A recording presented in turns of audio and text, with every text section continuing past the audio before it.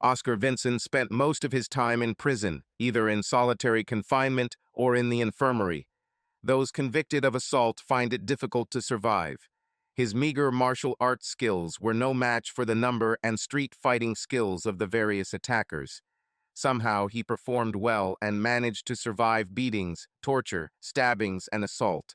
He'd been a temporary bitch to more men than he cared to remember. Everything had been sucked out of his life except one thing: the desire for revenge. He was an innocent man. He was released from prison after 7 years, 3 months, and 2 days. But who's counting? He took it one day at a time. This sounds too simple unless you know that every day lasted a year. Every day, waking up in prison, he wondered whether today they would kill him, or, even worse, cripple him. Every night when he went to bed, he was another day closer to revenge.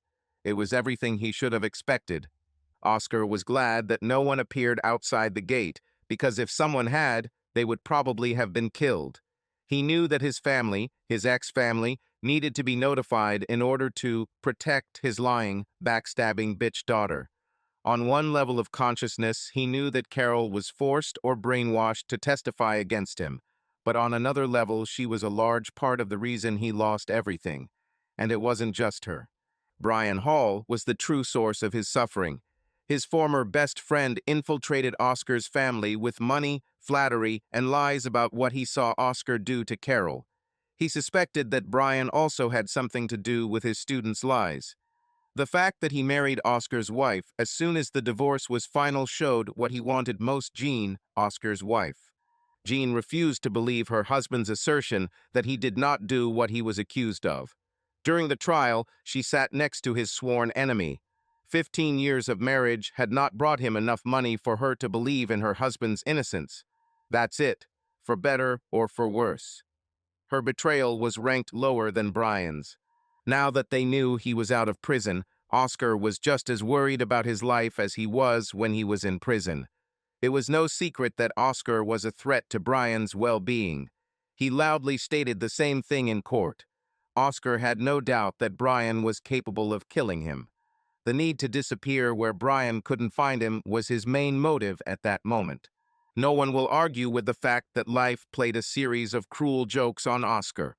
Now the time has come for life to correct its injustice.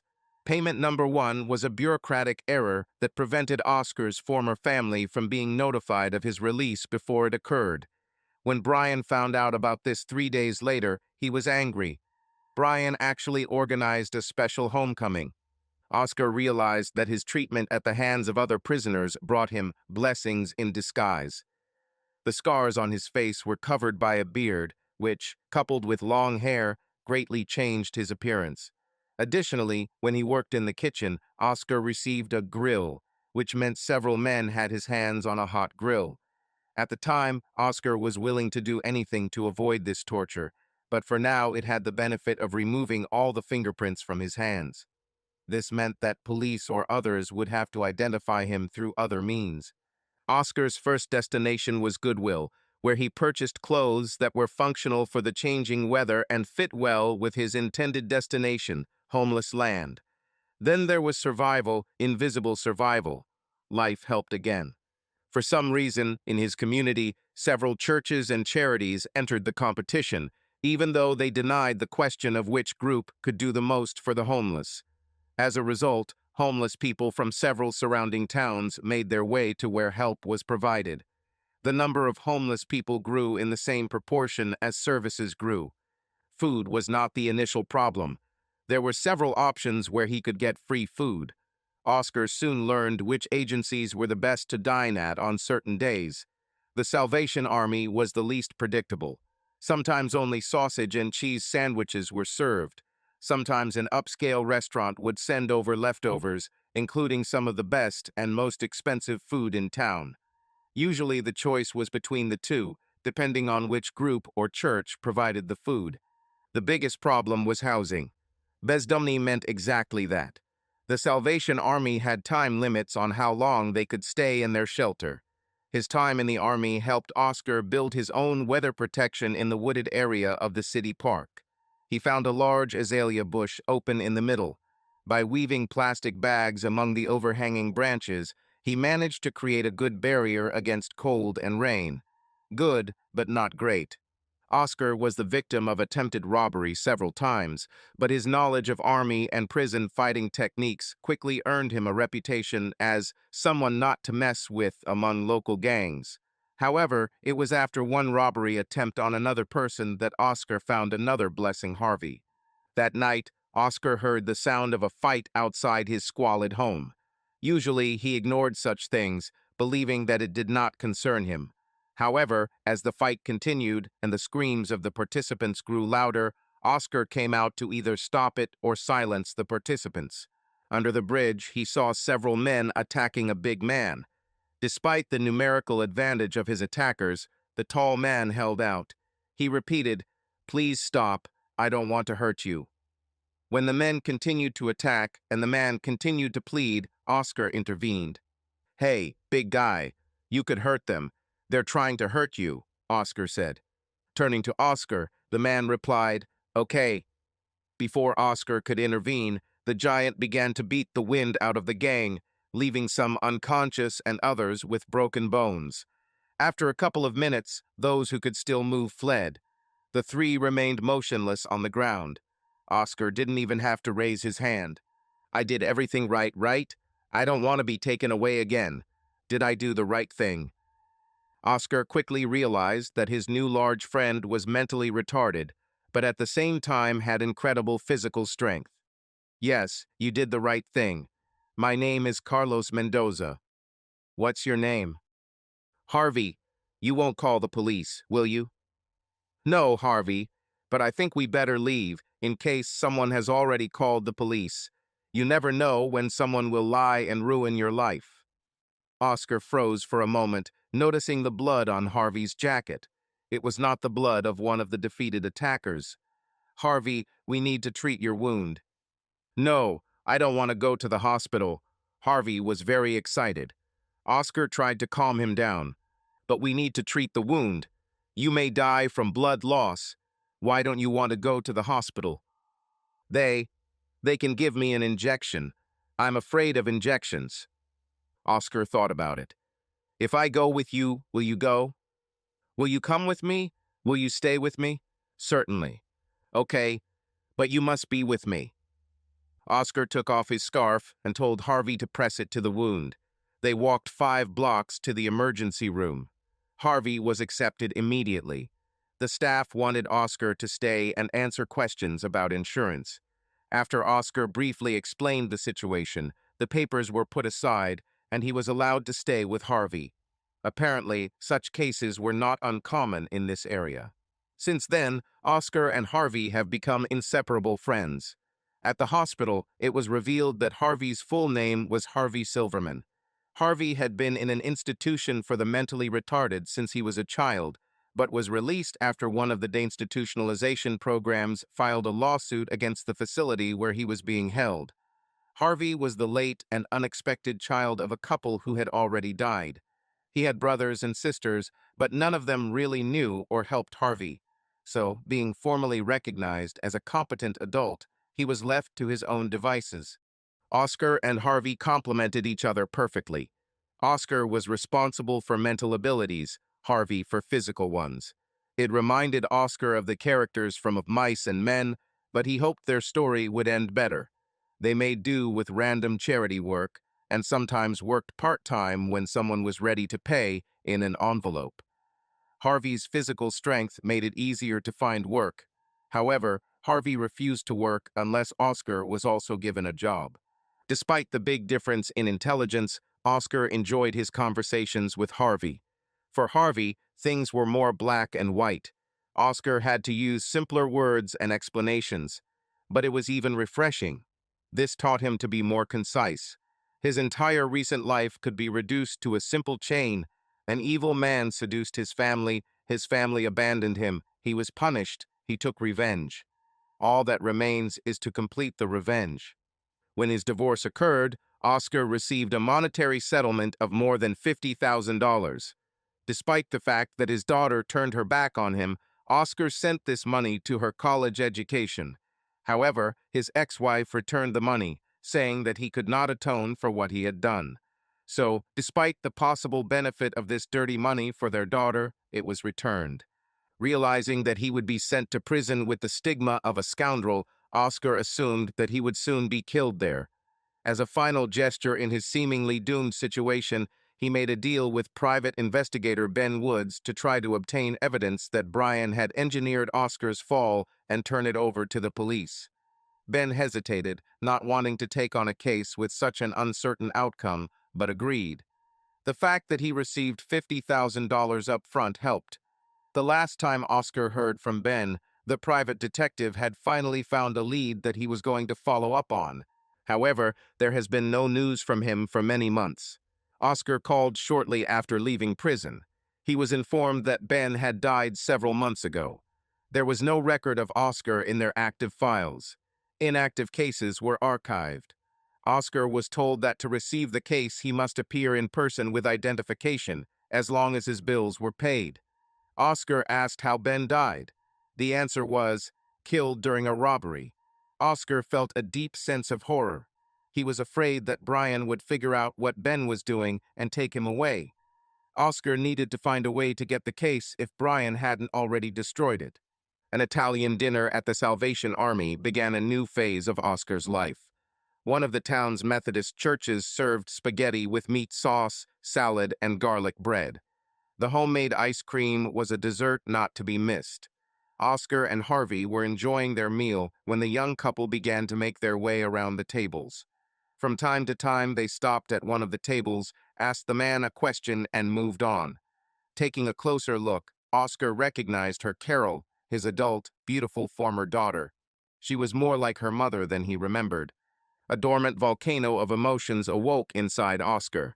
Red, magmatic hatred boiled within him. Although he wanted to curse loudly, he knew that this was not the time or place. Perhaps there were other people outside ready to harm him. He hoped that his appearance had changed enough to remain unrecognized. The couple walked over to the table where Oscar and Harvey were sitting. She looked at the photograph of young Oscar and asked, "Are you Oscar Vinson?" Oscar didn't look at her and continued eating. She repeated the question. Harvey wondered why his friend wasn't answering. "No, this is my friend Carlos." Carol looked disappointed and turned to the young man next to her. "Joe, I don't think we'll have time to find him." She started crying. "Let's go, honey. You need to rest. That bastard probably wouldn't help you even if you found him." They left together. Oscar wondered, what did she mean by find it in time? Oh well, to hell with it. But it bothered him that his daughter was trying to find him after so many years. He tried not to think about it anymore. The pendulum of life swung again, bringing trouble. Oscar decided to take a chance and go to the private detective's office, just in case. But life intervened again. The mayor of the city wanted to clean it up before the Chamber of Commerce convention, which he was able to convince to hold here. He needed to make an impression, and the problem of homeless people on the streets had to disappear. The police, whom Oscar believed had been chosen based on the number of allegations of unnecessary force, headed to the shelters where Oscar and Harvey were being held. Oscar could have escaped, but when Harvey was tasered the third time, he couldn't leave him. Going to prison would have been a difficult ordeal and could have resulted in Harvey's hospitalization, or worse, his death. Oscar stayed behind and received only one shock himself. This was not the first time Oscar had been detained during a homeless sweep. What saved him was the lack of fingerprints. His papers identified him as Carlos Mendoza, and there was no evidence to the contrary. Oscar simply exchanged most of his documents with an illegal immigrant. His Spanish was good enough that he could pass himself off as a Chicano. Prison turned out to be a good place to improve his school and university Spanish, especially slang and curse words. He begged to be put in a cell with Harvey. After one particularly violent outburst from Harvey, the guard allowed Oscar to join him. Harvey quickly calmed down, and life intervened again. Jean, Oscar's ex-wife, came to prison. "I heard that you detained a lot of homeless men today. I'm looking for my ex-husband. It's a matter of life and death." After explaining the circumstances, Jean gave the officer a description and an old photograph. The officer said the description matched several of the arrestees, but all had fingerprints to confirm their identities. Jean was about to leave when the officer said, "Well, except for the man who didn't have fingerprints. He really fits the general description. He has a giant friend, and he helps him stay calm. Can I see him? It really is a matter of life and death." She didn't hesitate to use her attractiveness to influence the guard. "Fine. I'll take him to one of the interrogation rooms. First look at it through the double-sided glass. If it is him, you will be able to talk to him." Carlos, or Oscar, was brought into the interrogation room and told to sit on a chair at a table in the center of the room. Oscar knew that someone would be watching him from the next room. He was afraid it would be his ex-daughter, his ex-wife, or worse, his ex-best friend. Jean looked at the long-haired, bearded man at the table. She knew him too well. "This is him. Let me in, please. I need to secure it first. Is this necessary? Otherwise, I can't let you in. You must be brief. I could seriously pay for this." Jean smiled and gratefully put her hand on his arm. Oscar was surprised when the officer walked in and fastened his handcuffs to the ring in the center of the table. "Oh crap," he muttered, feeling his blood pressure rise sharply. Jean entered the room and sat down opposite her ex-husband. Oscar had a hard time not admitting that she still looked good, very good. He was silent and looked at her with contempt. She spoke first. "Hello, Oscar, or is it Carlos? I need to get straight to the point. I never thought I'd ever have to ask your twisted heart for help, but it happened." "What? No good to see you, darling. Glad you're out of jail. Sorry I was part of who set you up." Oscar spat. "Fuck you, bitch. Oh, sorry. You have my sneaky, bastard ex-friend to handle this task." Trying to restrain herself, Jean continued, "I don't care what vindictive things you say about me or my husband, but I hope that somewhere in your dark, heartless heart there is at least an ounce of compassion for your daughter. She has." Oscar interrupted her. "I will correct my previous statement. Fuck you and my lying bitch daughter. I'm not here to review your case. You were found guilty and you got what you deserved. All she did was tell the truth." "Really? You mean the nonsense you and your lover put into her head? Tell me, did you and Brian talk to her before she testified? Have you told her what to say?" "We told her to tell the truth. We just gave her a couple of tips on how to answer your lawyer's questions. That's all." "Of course," Oscar spoke again, not allowing Jean to get a word in. "And about the fact that I got what I deserved, if you mean that it is normal for an innocent person to be hurt, cut, beaten, kicked, fried, and forced to have sex with other men, if this is what I deserved, then you should be the Attorney General on another planet." "What? I was told that you were kept in isolation the entire time. They knew what happened to scoundrels. You're lying. Judging by your appearance, it didn't affect you that much." "Who told you this? Your lover, I guess." The expression on her face confirmed his guess. He lifted his shirt so she could see the carved message and the cigarette burn marks. "I guess it's not that scary, huh? Brian will probably say that I carved this into my skin so that you would feel sorry for me. Look at these hands. This is what happens when your buddies in prison mistake them for a burger that needs to be fried. You were stupid to believe Brian over me almost 8 years ago.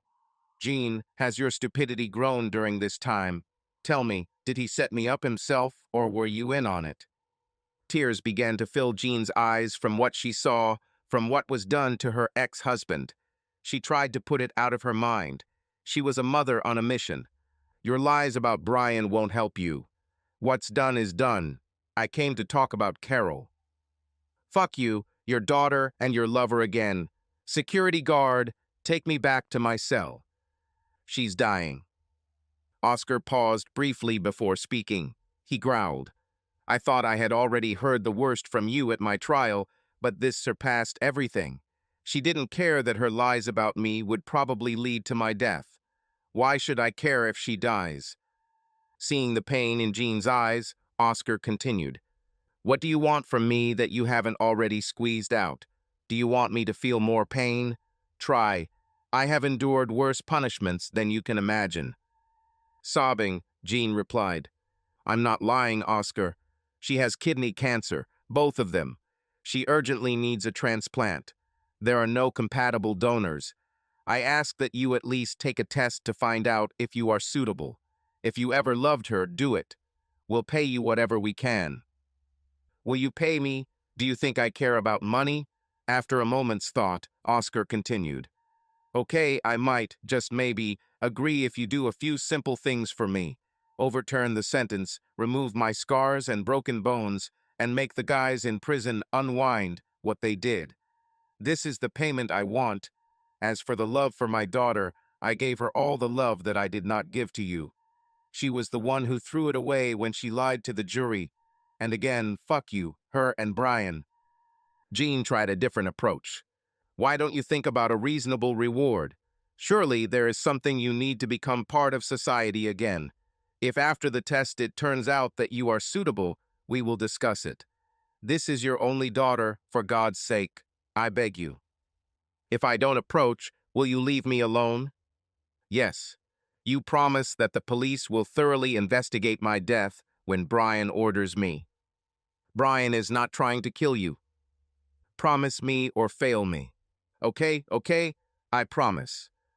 The next day, Oscar's blood was taken. The analysis was carried out quickly. Oscar turned out to be a suitable donor. The meeting took place again in the interrogation room. Jean began. You're coming. The transplant must be done immediately. She's in the hospital now. We can do it tonight if the DA agrees to let you go. Having learned about the situation, he most likely will not object. So, have you thought about the reward? Is Brian in the other room? She looked guilty. No, you're lying. Even after all these years, I can still read your face. Take it away, or the conversation is over. He's just trying to help save Carol's life. Nonsense. Okay, I'll tell him to leave. No, give me your cell phone. Let the idiot give his phone to Harvey in my cell. Dial your number from your phone and give it to Harvey. If Brian gets out of Harvey's sight, the deal is off. Despite Brian's protest, everything was done as requested. Brian couldn't hear what was being said. Okay, Jin, that's the deal. I'll give my slippery daughter a kidney. You have to promise me two things. You can't tell or even hint to your pathetic husband that I asked you to do this. Your daughter, that I gave her a kidney, do you promise? I promise not to tell anyone. I want you to go to the office of Ben Woods, a private investigator. Here's the address. I gave him money so he could find out how Brian set me up. Look at me. I'm risking the rest of my life that you may not have. I know what he did to me. I have no choice but to believe you. Ben is now dead. I think Brian killed him, and please put me out of denial. Anyway, the last time I spoke to him, he had finally found a clue. I need you to get my file. They said his old files were archived. Let me know what it says. What if they can't find it or won't give it to me? Find a way to get it if it still exists. Okay, I'll try. Damn it, Jin. I know this tone.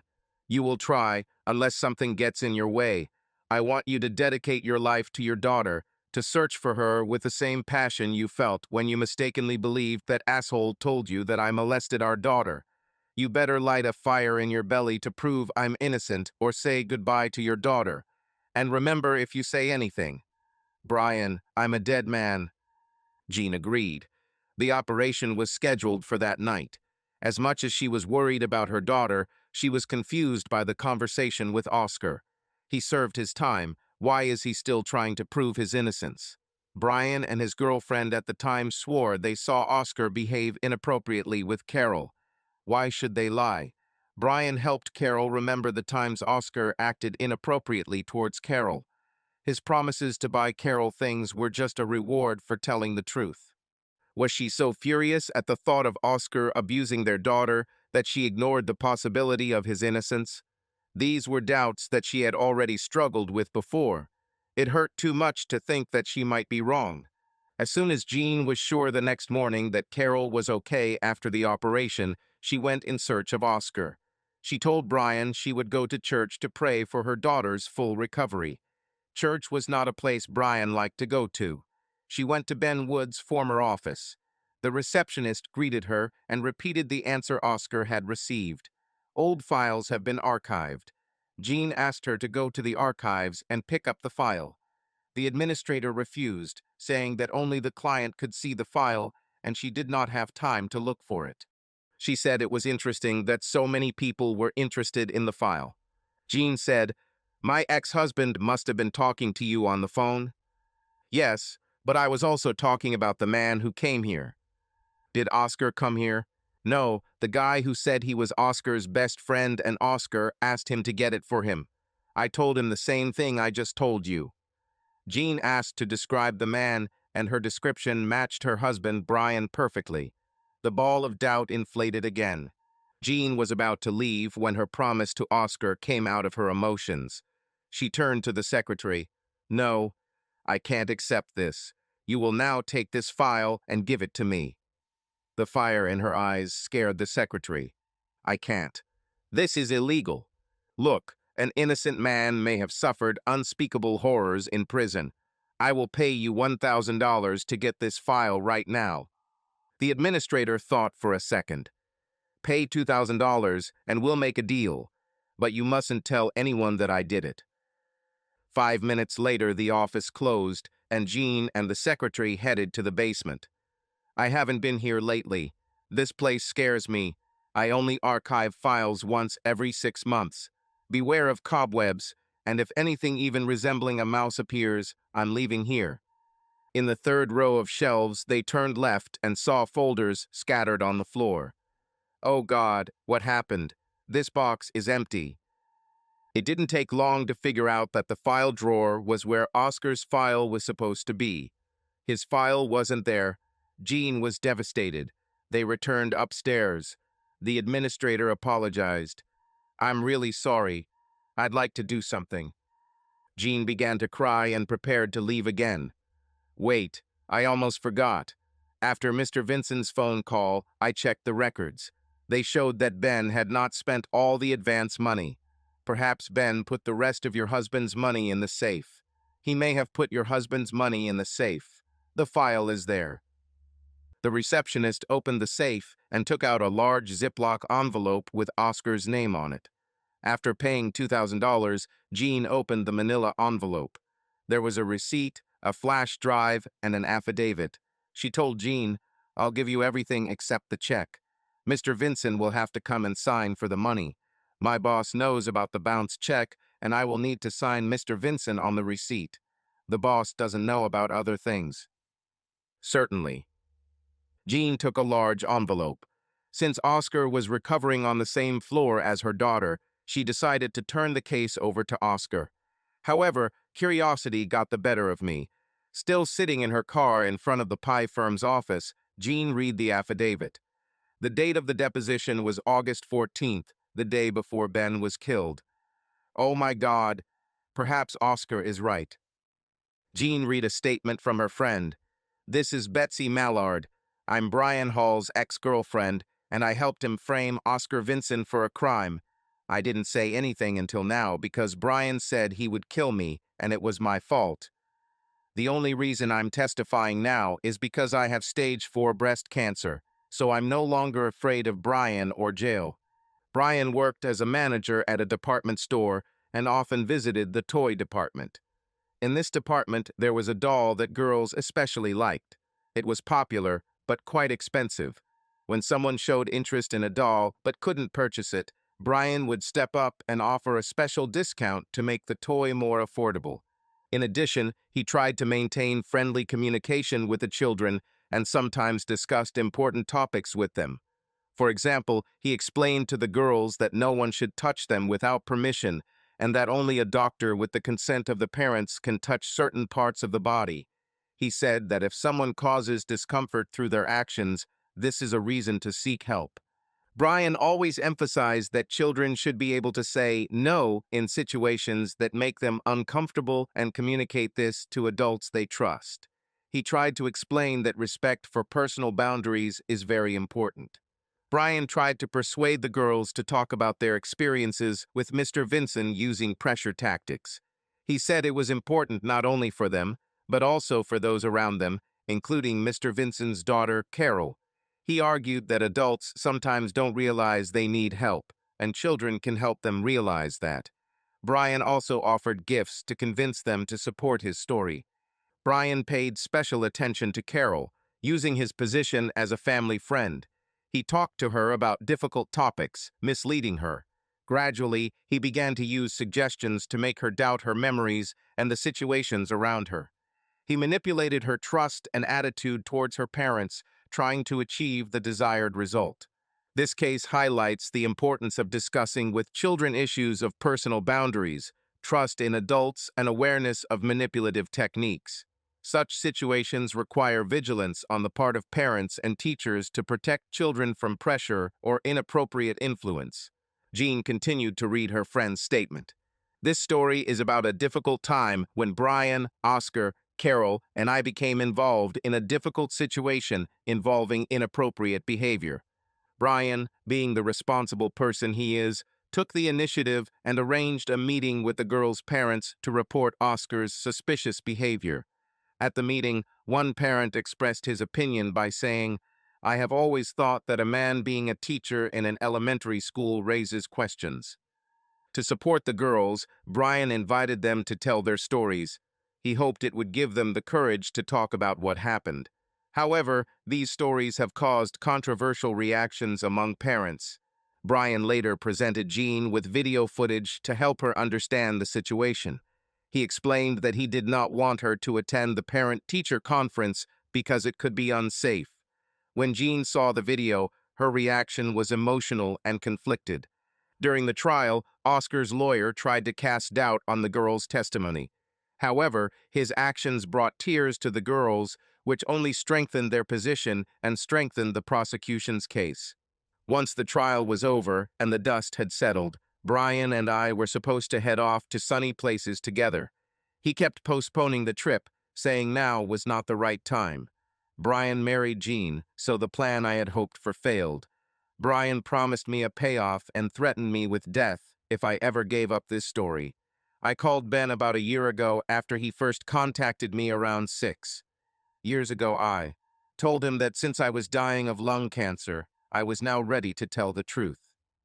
The recording was her confession, and the notarized statement was the written version. Ben had no way to go to the police, but at least he was able to put the items in the safe. Jean suddenly realized what a fool she had been and how much danger Oscar was in. Brian was probably in the hospital right now, ostensibly to visit his stepdaughter, but more importantly to hurt Oscar. She called the police and asked that an officer be sent to the hospital immediately. It took time to convince them to comply. She left for the hospital as soon as she hung up. Oscar was sleepy from one of his frequent naps after the anesthetic wore off. His stomach muscles cramp every time he coughs. Oh, it hurts. He thought he wasn't talking to anyone, but he saw the tall figure of a man at the foot of his bed. It was Brian. "Don't worry, old friend. You won't be hurt anymore.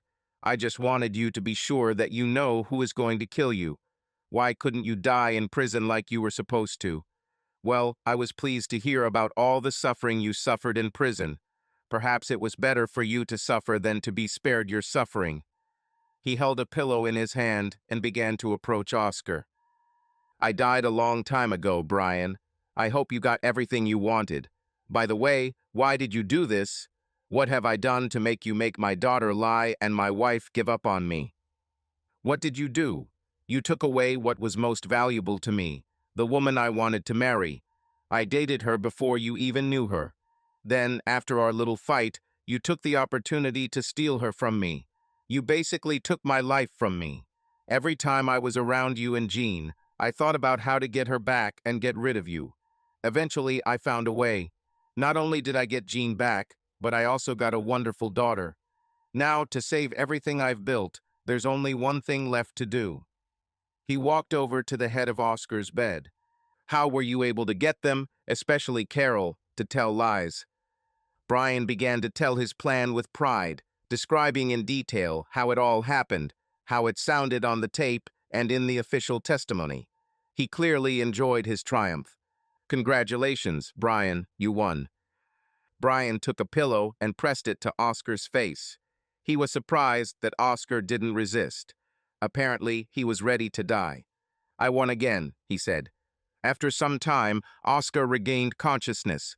He took off his oxygen mask and saw that his room was filled with people, medical personnel, police, and his friend Harvey.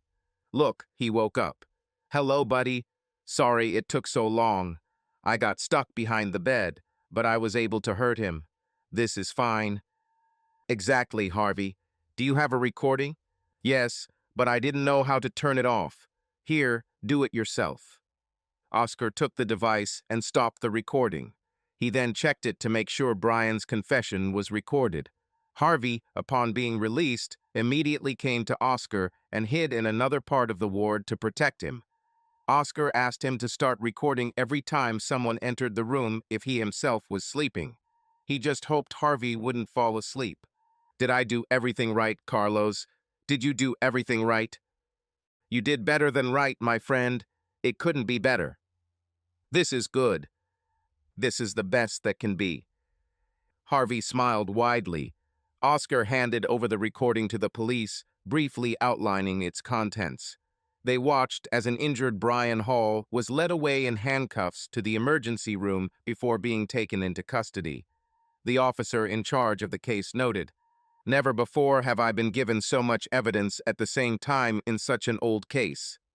Oscar asked, "What other evidence do you have besides the recording?" "Your wife handed over another film, a flash drive, and a document with evidence. This will be very useful for the prosecutor to charge Brian. True, he will not be happy about the need to overturn your sentence." Oscar's face changed dramatically. "I don't have a wife. She said it was yours. She is with your daughter now." Oscar couldn't hide his concern. "How is she? Her daughter?" One of the medical staff responded, "As far as I know, she is fine. There are no signs of rejection yet. Do you want to visit her?" "No." "Sorry, I didn't mean to upset you." "Sorry for losing my temper. There's a lot of complicated history here that you don't know about. Thank you for everything." After the police and paramedics left, he turned to Harvey. "My friend, we need to go home. As soon as I can walk, we're leaving. Please call the nurse." Oscar asked the nurse that no one except the medics and Harvey should enter his room, especially his ex-wife. No exceptions. He then began doing the breathing and walking exercises recommended by doctors. Late at night, they heard a noise outside the door. Oscar's ex-wife demanded to be let in. They refused, warning her that security would be called if she continued. They heard her leave in a huff. Oscar told Harvey, "Tomorrow morning, during the personnel change, we are leaving." At night, Oscar woke up from a voice. A girl dressed like him stood in front of him. It was his daughter. "Dad, wake up. Please wake up." As his thoughts focused, he said grimly, "Well, your mother stays true to her reputation for breaking promises. Go back to bed. I don't have a daughter. You're going to put me in jail. I can't be within 1,000 feet of you. Your conviction will be quashed, and I know that you are not a criminal. And you have a daughter who loves you very much. She needs to apologize and start making amends for being such a naive and, frankly, a terrible daughter. You have to let me. I can't live with this feeling of guilt. Mom showed me a confession from Brian's ex-girlfriend. I can't believe he made me lie. My mother and I cried for several hours. We are so ashamed. You have to let us make it up to you," Carol sobbed. "There is no way you can atone for what you did to me. I have no daughter, no wife, and certainly no love for you. Go away." He pressed the button to call a nurse. "No, you love me. You gave me your kidney. You saved my life. So what? I give out kidneys left and right to any lying, easily bribed, ungrateful bitches who ask for it. You just happen to be one of them. Please don't thank me. Now go away. Where is the damn nurse? Daddy, Mommy, and I deserve every drop of poison you can spew. I will take it every time you consider it necessary that you still need it. But what I won't accept is that I won't be with you for the rest of your life. I am your daughter, and I have returned to your life. I have to go to bed now, but tomorrow I'll be back for your daily dose of apologies. By the way, Mom says that the secretary from Ben Woods' old office has money for you. She left. Oscar thought, well, this is not at all what I imagined. What do you want to do, buddy? Harvey heard everything from the bed on the floor. Plans do not change. We're leaving tomorrow. During the morning staff shift, one shift passed cases to another, and patients were neglected even more than usual. Oscar was in ordinary clothes, but he had shaved his beard and cut his hair. He pretended to be walking Harvey, giving the opposite impression of who was leading whom. Outside, Oscar told Harvey that they no longer needed to go back to the places they had stayed before. He added that now they have money and can go anywhere. Oscar asked Harvey to choose. 2 seconds later, Harvey said, Disneyland. Great choice, buddy. Oscar and Harvey stayed at a hotel near Disneyland. They went on all the rides Harvey wanted, as many times as he wanted. None of them could remember a more fun time. But like everything else, this fun came to an end. Where do you want to live? I mean for real. You mean you and me? Yes, you and me. I want a house with a garden. I want animals. I want my own room. And I don't want to live next to anyone else. Harvey, you've thought about this a lot. I'm impressed. Let's find this house. On the outskirts of the city, Oscar found a house that suited Harvey. They had to persuade the owner of the house to fence the yard for the animals, but they were able to increase the deposit to influence his decision. They found most of the furniture at thrift stores. The question of money came up again. Oscar hired a lawyer to sue Brian Hall for millions. The answer was unexpected. Suddenly, Jean came to his house in person. You don't need to sue Brian. I will take everything of value in the divorce proceedings. You can take whatever you want. I have only one condition. Discuss this with my lawyer. I don't hang out with unfaithful women. Damn it, Oscar, I wasn't unfaithful to you. Brian and I started dating after we were already divorced. You didn't believe in my innocence when I was accused of a crime. You believed a lying womanizer who just wanted to get you into bed. He didn't even have to strain to pull off his scam. You clearly wanted to believe that I was an attacker. That's where your infidelity was. When you put it that way, I understand your point of view. I will never forgive myself for letting this happen. He was a master of seduction, and I succumbed too easily. Did you see how I cried in court? Some of the tears were for my daughter. Most of the tears are from the loss of my husband, my best friend, the love of my life. I will never stop trying to fix this, even if it takes my whole life. You don't have enough lives. You may be right, Jean replied. Carol and I discussed what we could do. We see it this way. You had to build a wall of terrible memories behind which you hide. We helped build this wall. What we're going to do is use good, new memories to take the bricks out of your wall and build them into a bridge from us to you. We know this will take a long time. I don't understand how you're going to do this if we don't have contact for the rest of our lives. Oh, we will. I have no other job now than to make amends to you and take care of my grandchildren. Did you know Carol was pregnant? The word grandchildren struck Oscar in the heart. He suddenly softened, but immediately pulled himself together. I have no children, which means I cannot have grandchildren. Oscar, you have endured an incredible amount of suffering, none of which was your fault. Why do you want to punish yourself by depriving yourself of the joy of seeing your grandchildren grow up? And while I'm on the subject, why would you want to deprive yourself of the love of your wife and daughter when we are obligated to give you more love than you've ever received? Yes, staying away from us is a punishment for us, and perhaps you will get some measure of revenge from it. But this is a dark emotion. This will also be a punishment for you. You don't deserve any more punishment, not even from yourself. Oscar couldn't think of an answer quickly. Jean let silence enter the house, literally.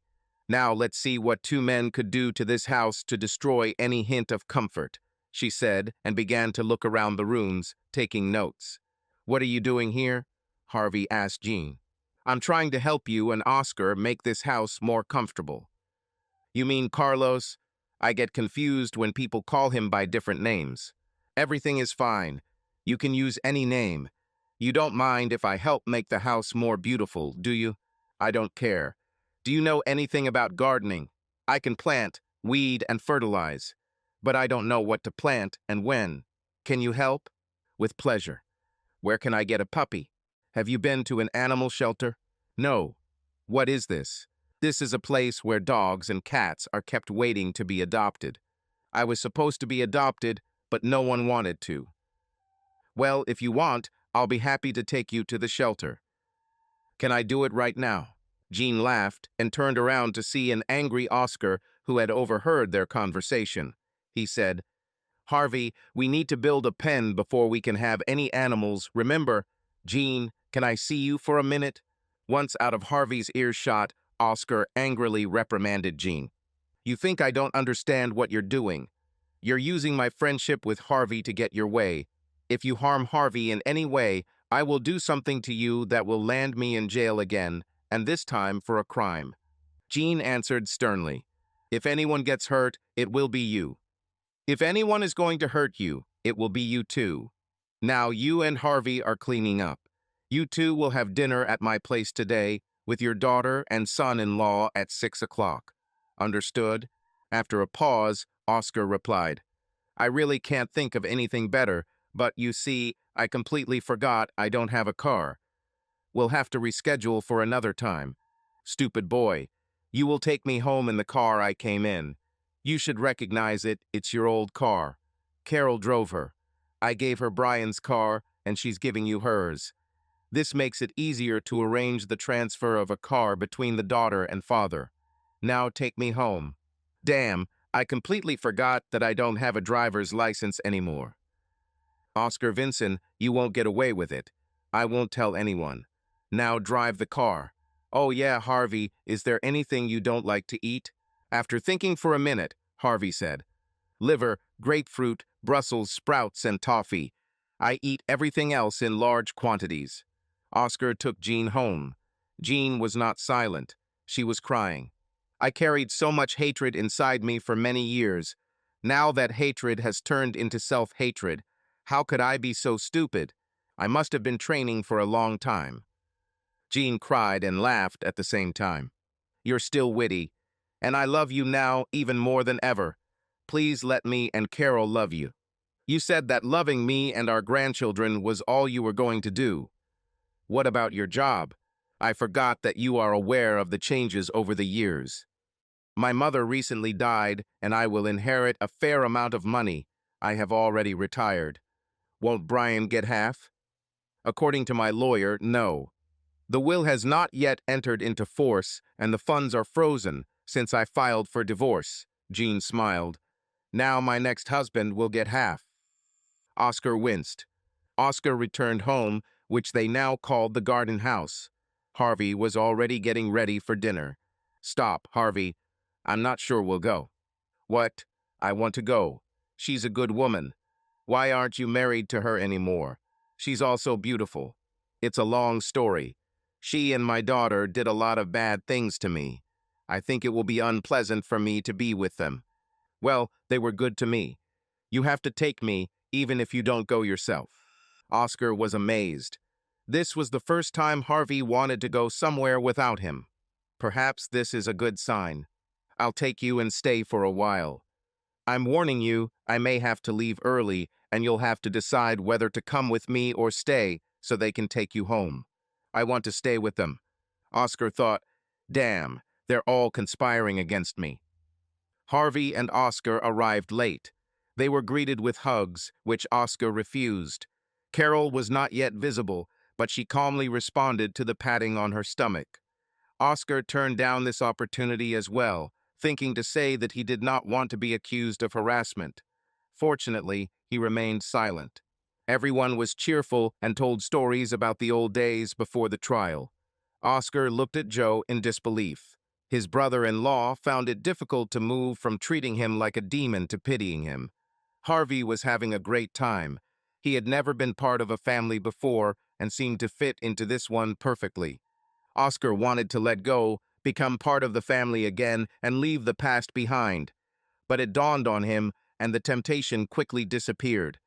Jean and Carol spent the last 8 years laughing and enjoying life with Brian while I was in hell. Nothing will change that. He excused himself and went to the bathroom. He knew that the window could be opened from the inside, and it was on the first floor. Oscar escaped. His car was parked at the back on a slope. He put it in neutral and rolled down the driveway.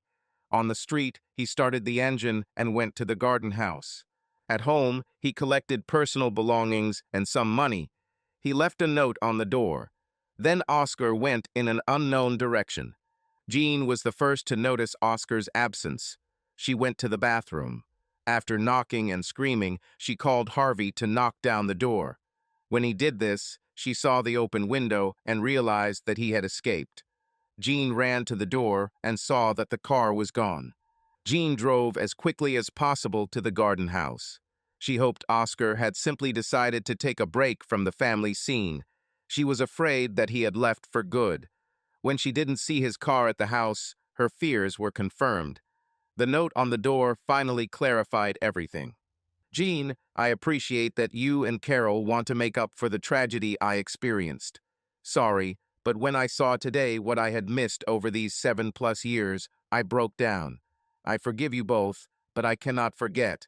I will never get those 7 years back. These 7 years of nightmares will never leave me. They are with me every minute of every day. I don't know if I can live normally again. If I can, I think it should be a completely new life. Please take care of Harvey. He needs a loving family. Me too, but not yours and not Carol's. Please don't try to look for me. I have to find myself. Oscar. Jean started crying again and didn't care if she ever stopped. At one point, she reproached herself for not taking the right step that could bring Oscar back into her life. The next moment, she wondered if anything could have made this possible. From that day on, Jean tried to be the best grandmother she could be. When she wasn't busy with family matters, she spent time caring for Harvey, his garden, 3 dogs, and cat. She spent the rest of her time thinking about what she should do if Oscar gave her a second chance. Her only activity outside of her family was volunteering for the Salvation Army. Oscar might never return there again, but perhaps she could help other Oscars who passed through this place. Every night she prayed for his return. Oscar believed that Jean and Carol would be punished for their guilt, and that this way he could take revenge. He decided that 7 years of feeling guilty without any relief on his part might be enough retribution, but he doubted it. He wavered between whether he had been too soft in his farewell letter and the thought that more revenge lay ahead. Oscar didn't go too far because he was waiting to see where Brian was going to prison. He prayed that it would be the same prison in which he himself was imprisoned. Fate turned its face to him again. Brian found himself in Oscar's old hell. It's time for payback. Once Brian was in prison, Oscar visited one of his former tormentors who was still there, Tyrone. Tyrone spoke first. Hey, brother, forgive us for what we did to you. You know, everyone here says they're innocent. It's a pity that we cannot atone for our guilt. Funny you should say that. How about getting a pack of cigarettes every week until the end of your sentence? Oscar heard that the best revenge is to live well. He was going to test this theory. Now he is flying to Costa Rica. Why exactly there? This is a beautiful country with a good climate all year round, relatively safe in terms of crime, with drinking water, delicious food, cheap utilities, and a large number of emigrants if he suddenly want to communicate with Americans. He studied guidebooks and chose Grecia, a city in the center of the country, as his new home. Chris Hsu of Grecia Real Estate found him a nice home close to the bus route. Banana, papaya, and mango trees grew in the yard. At least for the first time, he decided to do without a car, since cars in Costa Rica were very expensive, and the bus and taxi systems were reliable and cheap. Oscar was ready for a new life. His daily routine began with coffee with Americans at the delicious cafe near the Central Park near the Metal Church. Americans made up the majority of visitors, although the emigrants came from a variety of countries. Political views ranged from the far left to the far right, but many avoided political discussions. They lived in Costa Rica in part to get away from the harsh and divisive dialogues found in the United States. He spoke Spanish with the locals without much difficulty, although he had to learn to swear less and avoid Tex-Mex slang. He also had to adapt to local expressions, such as mucho gusto instead of de nada or por nada, and ciao instead of adios. Of course, the most universal expression, suitable for any situation, was pura vida. Oscar was ready for closer relationships with women. Another reason for choosing Costa Rica was that prostitution there is legal and strictly regulated. The price depended on age and appearance. However, he did not stay long with one girl. Some women would leave on their own if he started talking about his nightmares, especially if he accidentally hit them during the nightmares. One such incident changed his life. Oscar was brutally tied up and left in a prison cell. He felt cold and uncomfortable, and among his tormentors were representatives of various prison groups. One of them threatened him with an ice object, causing a feeling of anxiety and fear. Oscar, despite the difficult situation, found the strength to free one hand and, in an attempt to defend himself, accidentally touched someone nearby.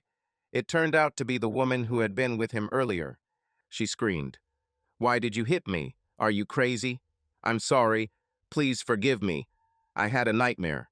You can't hit me. Call a taxi. I'm leaving." Oscar called and also started getting dressed. He approached the girl. "Here, take that extra money." She took the money. "You're a good size, but you're too crazy for me. You need to go to the doctor. Fix your head. I won't be back." It seemed strange to him to follow the advice of a prostitute, but he did so. Oscar tried taking sedatives and alcohol to avoid nightmares. Nothing helped. He learned from his expat friends that medical care in Costa Rica was excellent and cheap, but no one had experience with local therapists. He received a recommendation from the dentist he went to for a crown.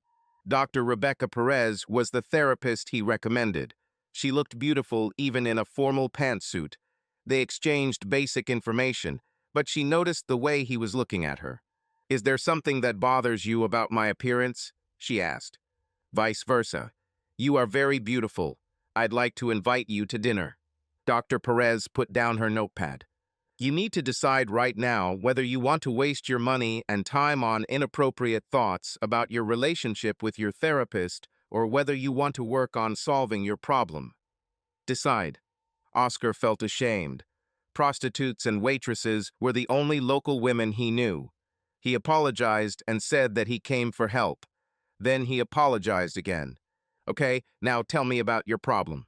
Oscar took a deep breath and began to talk about his suffering, imprisonment, and subsequent events. About halfway through, he noticed that his appointment time was up, but Dr. Perez asked him to continue. She wanted to hear the whole story. As he described the torture in prison, she began to cry quietly, although he omitted the most gruesome details. When Oscar talked about his nightmares, he himself burst into tears. He was afraid that they would remain with him for the rest of his life. He wanted to get rid of them forever. Dr. Perez said that likely won't happen. Oscar asked what he should do. She suggested a technique that helped some of her patients with trauma and recurring nightmares. "First of all, it is important to know that you have a legitimate reason for these nightmares. This means you do not have the mental illness that is causing them. Your mind is trying to cope with the injustice and torture you have endured. Your mind needs to experience a certain number of nightmares to begin healing. The problem is that you don't know how many there will be. I want you to try this every time you have another nightmare, and you will have them thank God that you now have one less nightmare on the road to recovery. Be grateful. Learn to enjoy your progress." Oscar was skeptical about this approach, but promised to try. Over the next few weeks, he did as he was advised, and was surprised at how much faster he recovered from each nightmare. Then the nightmares began to happen less and less often. Oscar was able to invite women over again, but he used their services less often because he began to enjoy a good night's sleep. He thanked Rebecca, as he was now allowed to call her by name. In subsequent sessions with Rebecca, They discussed his family and his feelings of needing revenge. Dr. Perez tried to get him to see the situation from Jean and Carol's point of view. Despite her efforts, Oscar couldn't understand how they could betray him. He was sure that if the roles were reversed, he would believe his wife and daughter rather than someone like Brian. However, he admitted that he hated Brian much more than he hated his wife and daughter. Dr. Perez decided to try a different approach. You mentioned that you don't want to meet your grandson. By acknowledging that he is your grandson, you are acknowledging that his mother is still your daughter. Oscar, I think you're just playing semantic games. He is your grandson, your flesh and blood. He did nothing to deserve your punishment. I didn't punish him. I've just never been around him. So, if I deliberately deprived someone of their grandfather, I would not have done anything wrong. Oscar understood her point. He really deliberately deprived himself of his grandson. How can I build a relationship with him without contacting his mother and grandmother? Do you think your wife and daughter would not allow you to see him without their direct participation? Don't know. And what do you need to do to find out? You treat me like a child. You are acting like a child. Hey, I see what you're getting at. I could ask them if they agree to this.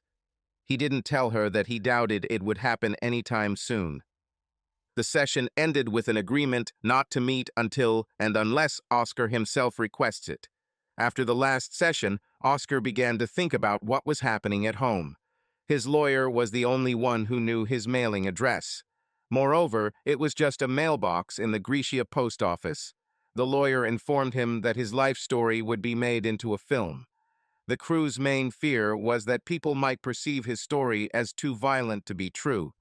They wanted to make sure Oscar would return to promote the film. When Oscar thought about it, it seemed to him that this might be the right time to return. Oscar told his friends over morning coffee that he might be building a relationship with his grandson. He thought that this might even be a step towards forgiving his wife and daughter. I told myself that I would never forgive them. Roger, a Canadian, responded, "Well, buddy, I realized that it never lasts as long as it used to." They both laughed. The next letter from his lawyer told him about Harvey. Everything was fine with him. Oscar was able to buy the house where Harvey lived so that he would never have to worry about paying rent. Harvey worked for the local Southern States Coop, mostly hauling or stacking 50-pound bags of feed, grain, or fertilizer. He liked this job. The biggest news was that Harvey had a girlfriend, Sally. Jean and Carol checked on this girl to make sure she wasn't with Harvey for profit.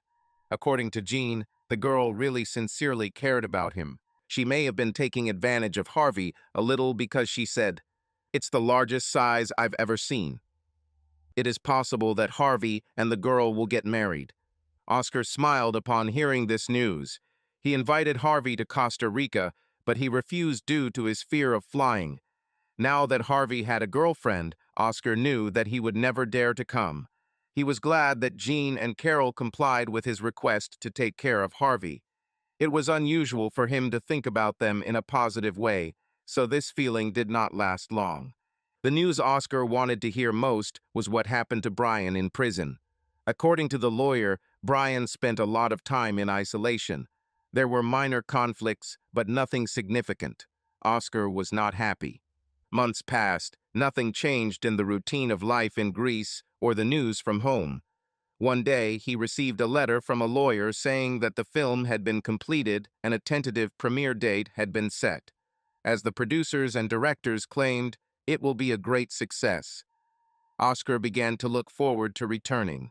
The premiere was to take place in his hometown. Oscar returned home and was warmly welcomed by many of those who had previously denounced him as a pedophile. After several parties, photo shoots, and media interviews, Oscar went to visit Harvey and meet his new girlfriend. It was a joyful meeting, and Oscar was pleasantly surprised by Sally. She turned out to be beautiful and half the size of Harvey. She had fewer mental limitations than Harvey, but they seemed to really love each other. Harvey told Oscar, "I really like my job. I can get as dirty as I want. Sally makes me take off my clothes as soon as I enter the house. Then I go to the shower." Harvey grinned. "She likes to see me naked." Sally giggled sheepishly. The visit went great. Oscar hasn't felt this good in a long time. But this good feeling did not last long. His next stop was the prison where he was going to visit Brian. The purpose of the visit was schadenfreude, but a surprise awaited him.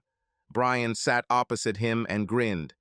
"Hey, old man, I didn't know what a sissy you were to be so worried about how you were treated in prison. It's not too bad here.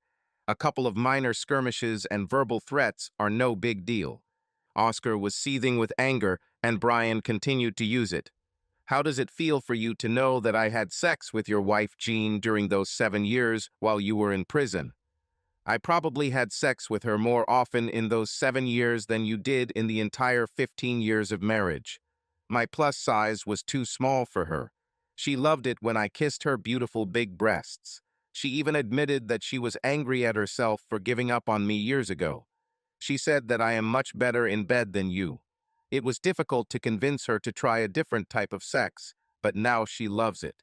Oscar wanted to break the glass to get to his throat. Brian didn't stop. "And your daughter, Carol? This is a real treasure. Her body is even better than Jean's. The breasts didn't sag at all." "You lying bastard, piece of shit." Oscar jumped up so abruptly that he knocked over his chair. Brian just stared at him and said, "You don't know whether I'm lying or not, do you?" And he burst out laughing again. Oscar got up and left. Outside, he broke his knuckles by hitting the nearest wall. He asked to meet with Tyrone. After an hour of waiting, as soon as Tyrone had time to sit down, Oscar shouted, "What the hell is going on here? Calm down, buddy. Don't attract the attention of the guards," Tyrone said, implying that the guards were listening to their conversation. "Now tell me what's wrong with your family." Oscar pulled himself together. "Well, I told you about my cousin who had to be taken to the hospital. It looks like nothing serious happened to him. What do you think this means? Sometimes things are not what they seem. Maybe he had guardian angels. You know, the ones in white clothes. They do a good job of protecting believers who donate to the church. Many people donate to different churches. I wonder how much you need to sacrifice for heaven to hear your prayer. I think I would have to sacrifice a lot for God to hear my prayers. Tyrone, I have a lot of faith in you. I am confident that everything possible will be done to answer your prayers." "Thank you, Oscar. This helps me a lot. By the way, what problems did your cousin have?" "He had a problem with urination. He said he couldn't go to the toilet, let alone have sex." "Oh, this is terrible. But don't worry. I think doctors will be able to cope with this." Oscar left in a better mood. He was thinking about how Tyrone had hinted that Brian had received protection from the Aryan Brotherhood. Oscar assumed that the money for this was probably provided by Brian's father, the owner of the department store that Brian managed. Although Oscar was upset that Brian's father may have bribed the Aryan Brotherhood, he was glad that he had given up his claim to half of Jean's house. Jean had only a small portion of the mortgage left to pay. Oscar then went to his lawyer to ensure that any bill from Tyrone for services rendered would be paid, regardless of the amount. Oscar has arranged to meet with Jean and Carol. They immediately apologized and begged him to come home. Nothing new. However, he asked to organize a meeting with his grandson without their presence. Carol was stunned at first, but agreed to bring Jeremy to the park where she and Jean could watch from afar. Jeremy turned out to be very sociable and enjoyed spending time with his grandfather. Carol noticed tears in her father's eyes when he brought Jeremy back. Was this a breakthrough? Has it finally started to thaw? Oscar surprised them with a gift for looking after Harvey. Noticing the condition of their cars, he bought each of them a new one. His friend and neighbor Terry, who works at a Toyota dealership, was one of the few who sided with Oscar during the child molestation allegations. Oscar paid full price, although Terry offered a better deal. Oscar went to Costa Rica again. He wanted to be out of the country when something bad might happen to Brian. A few weeks later, he received the news. His lawyer sent a quote from a note smuggled by Tyrone. The Aryan Brotherhood received a larger contribution. The lawyer added a short note that Tyrone's bill had been paid and he didn't want to know why. Oscar was finally able to breathe a sigh of relief. After treating his friends to several glasses of imperial beer, Oscar announced, "Whoever says that revenge is not worth it simply does not know how to carry it out correctly." Although none of his friends understood what he meant, they all raised their glasses and drank more. After returning home, Oscar noticed that his desire to continue to take revenge on his wife and daughter had diminished following the news of Brian's medical problem. Let him rot in hell. The film was a hit for everyone except those who lived in Oscar's hometown. They didn't like the way they were portrayed in the film, traitors who would readily convict an innocent man and send him to years of torture. The prosecutor was shown as a person trying to build a political career on the Oscar case. The characters Jean, Carol, and Brian have been portrayed as horrific villains. In the film, Jean and Brian were allegedly lovers before the trial, and Carol appeared as a copy of Lindsay Lohan, who rebels against her loving father. The next letter from the lawyer was about the film and contained a request. Also included was a letter from Carol. The lawyer explained, "I know that you asked not to send you letters from your ex-family, but when I read what she wrote, I decided to recommend that you read it. It seems your actions have had unexpected consequences. Of course, it's up to you to decide whether to read it or not." Oscar was confused. The message about Brian lifted his spirits. He decided to take a risk. The letter from Carol read, "Dad, Mom and I feel guilty almost every day for the way we treated you all those years ago. I want you to know that now we don't feel so guilty anymore. That doesn't mean we don't regret what we did, because we still do. But the film destroyed that part of our lives that was not destroyed by the feeling of guilt for our attitude towards you. We are avoided, threatened, insulted, and denied service. Jeremy, your grandson whom you once disowned, was verbally attacked in kindergarten because of the way I was portrayed in the film. Joe left me. He couldn't stand the tension. He sued me for every penny in my divorce. The freak has to pay me $350 a month in child support. Do you know how he does it? He pays me $10.50 a day by check, or sometimes in coins, just out of spite. Mom, me and Jeremy now live together in another city. She had to take her maiden name again. We are on the verge of bankruptcy. I'm sure somewhere in your vengeful mind you're glad what happened to us. At least someone is happy. Now we hardly leave the house. We don't have money to go anywhere, and we don't want to risk being recognized. For fun, we sit and imagine what kind of hell you'll have in store for us next. I know we deserve to hurt for what we did, but you know what? Damn you, Dad."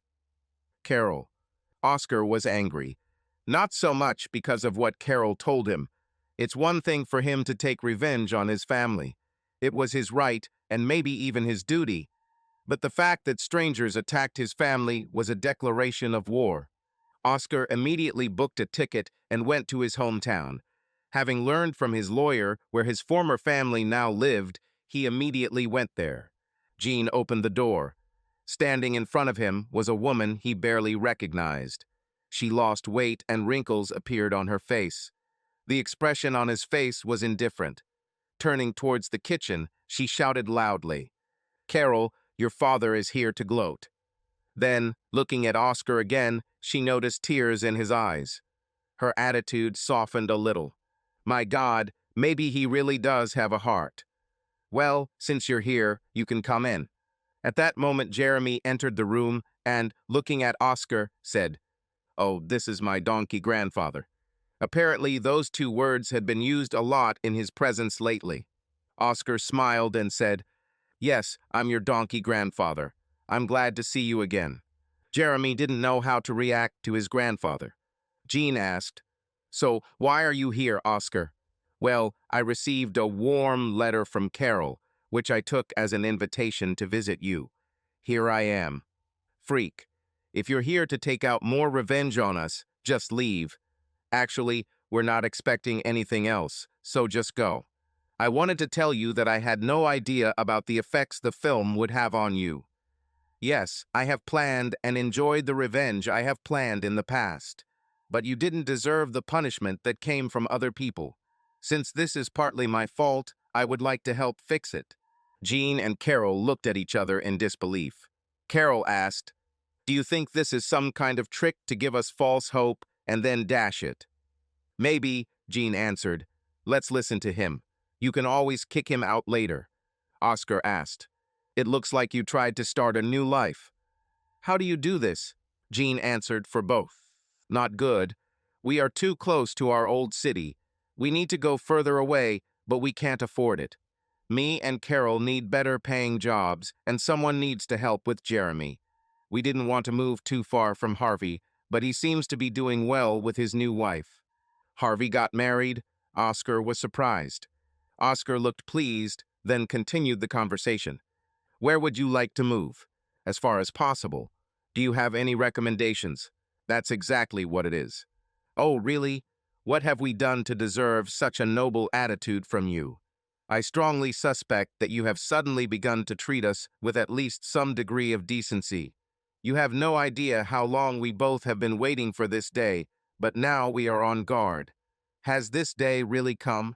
You could say that sudden responsibility came over me. I started seeing a wonderful therapist who helped me overcome the fear of nightmares and become somewhat human again.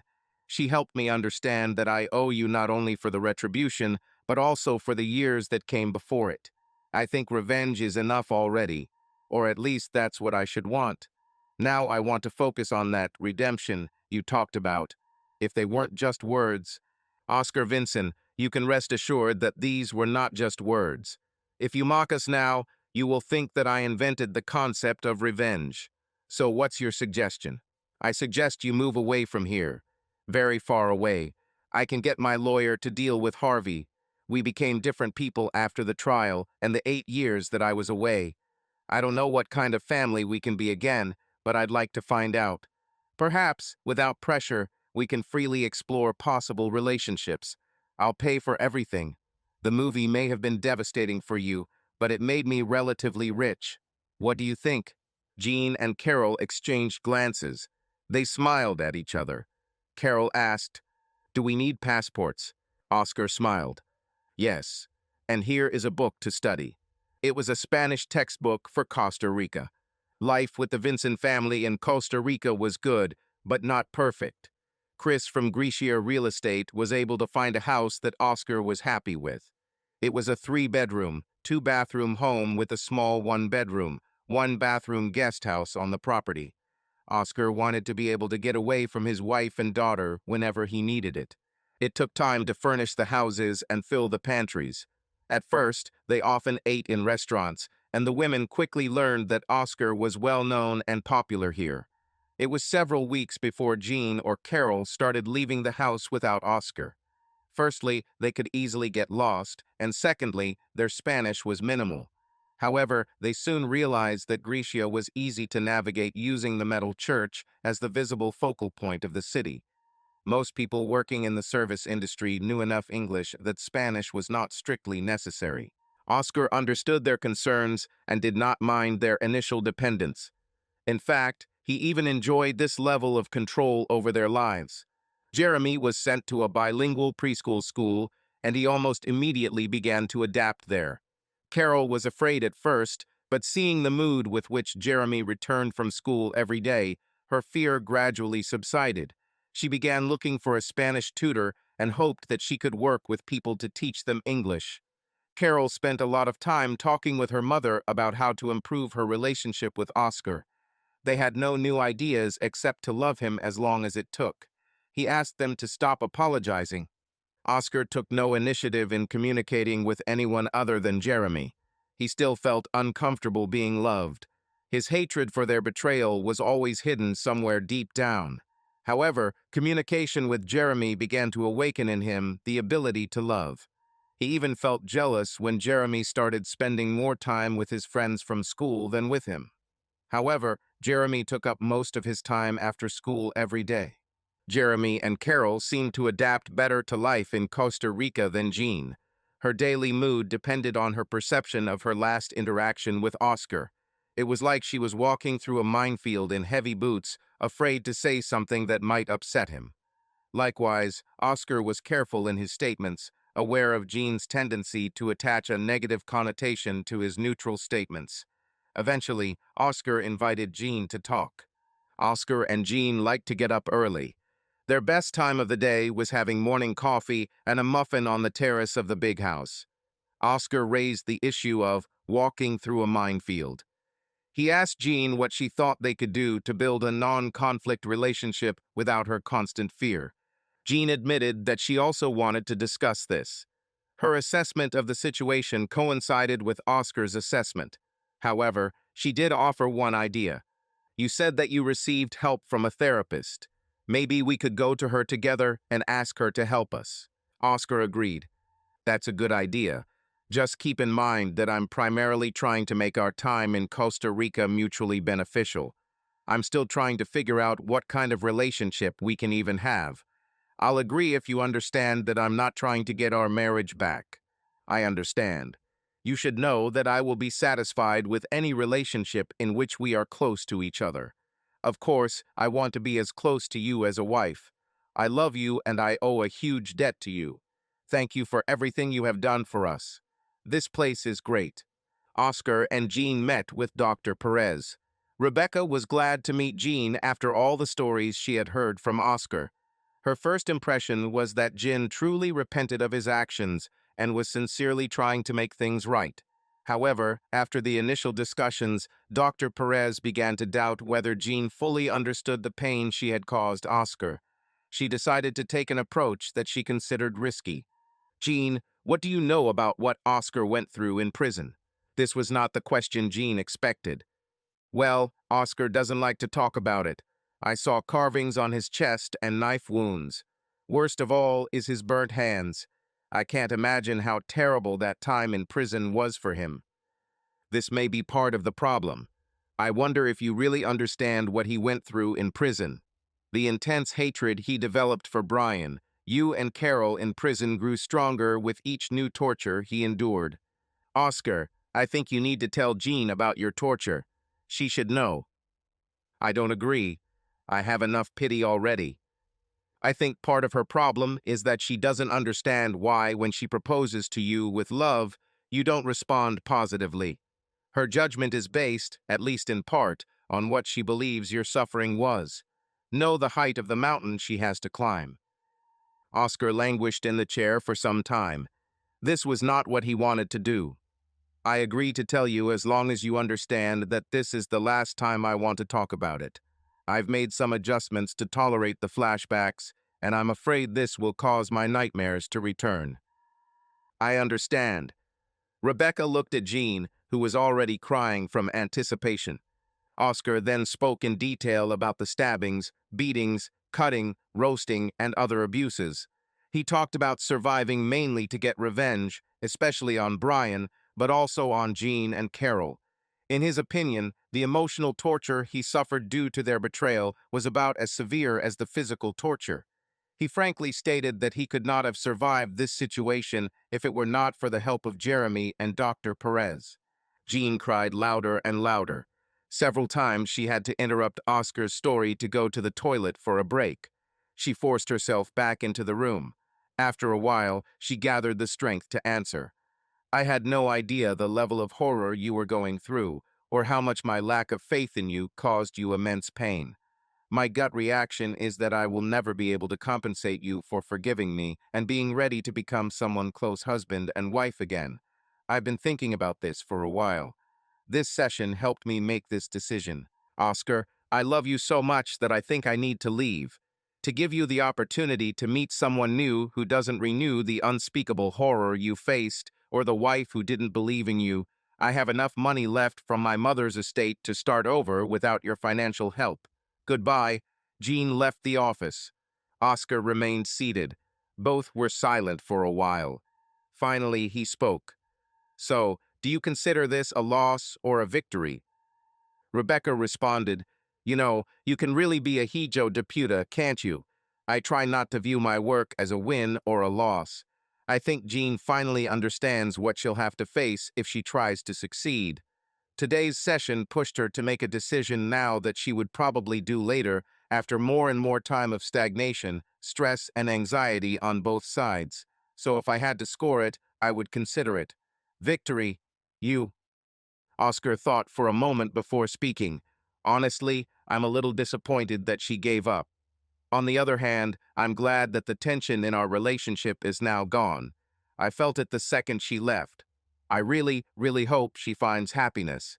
Barring one huge error in judgment, she is probably a wonderful woman. I'm also glad she left because I was very horny and was afraid that I would give in to her. She certainly made it clear that this was the case. Ready. Rebecca smiled. Do you see the need for our meetings?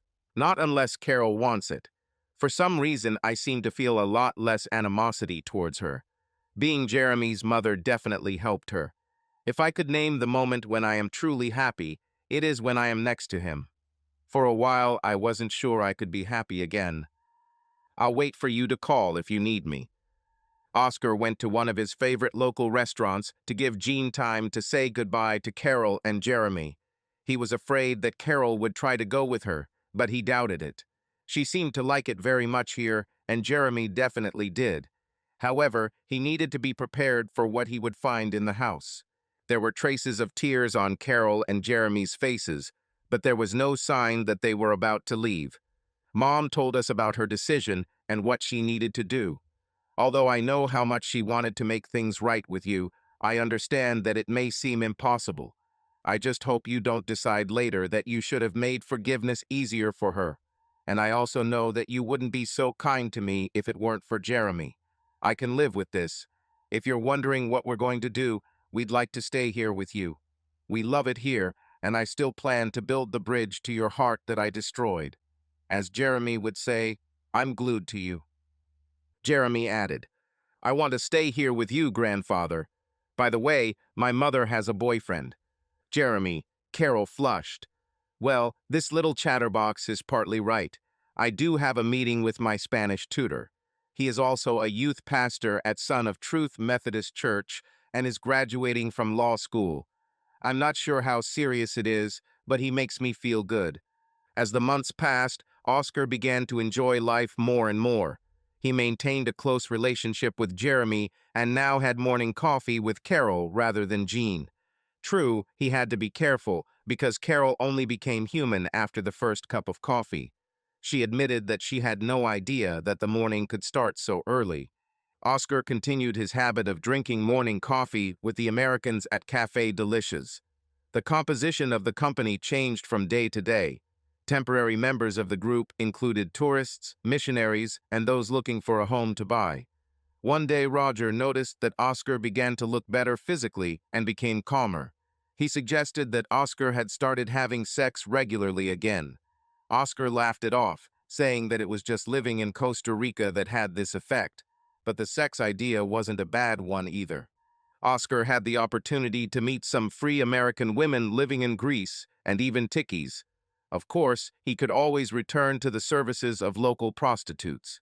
Despite his physical desire to relieve himself, he was hesitant to put in the effort to build a relationship. Sometimes he still returned to the girls at night for professional help. He didn't want to go through the stress of being in a relationship. Maybe later. During the day, things went well. But at night, the nightmares intensified. The old way of dealing with them no longer worked. He went back to see Dr. Perez.